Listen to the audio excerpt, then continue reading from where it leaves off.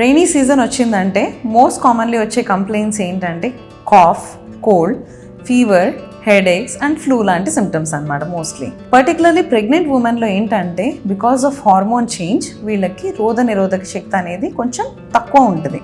So వీళ్ళకి ఏంటంటే infections అనేవి ఈజీగా అటాక్ అవుతాయి. ఎర్లీ ప్రెగ్నెన్సీస్లో మిస్క్యారేజెస్ అవ్వటం కానీ, ఇన్ఫెక్షన్స్ రావటం, బేబీకి డిఫెక్ట్ రావటం. మోస్ట్లీ వీళ్ళు ఎలాంటి సిమ్టమ్స్తో వస్తారంటే మామూలు జలుబులాగా కొంచెం తుమ్ములు రావటం, దగ్గు రావటం నుంచి చాలా సివియర్ బ్రెత్లెస్నెస్ వరకు ఉండొచ్చు. ఫీవర్ మోర్ దాన్ 101 ఉండడం, 2 to 3 days అయినా అసలు సిమ్టమ్స్ ఏం తగ్గకపోవటం, ఆయాసం రావటం, హెడేక్, బాడీ పెయిన్స్, చాలా కంప్లీట్ సిక్గా అనిపిస్తే మాత్రం ఏమాత్రం వెయిట్ చేయకుండా immediately rush to the hospital. Coming to the tips how to avoid అంటే ఆల్వేస్ పబ్లిక్ ప్లేస్కి వెళ్ళినా, ఈవెన్ జనరల్ చెకప్స్కి వెళ్తున్నా use a mask. Hot foods, freshly cooked meals తీసుకుంటూ ఉండాలి.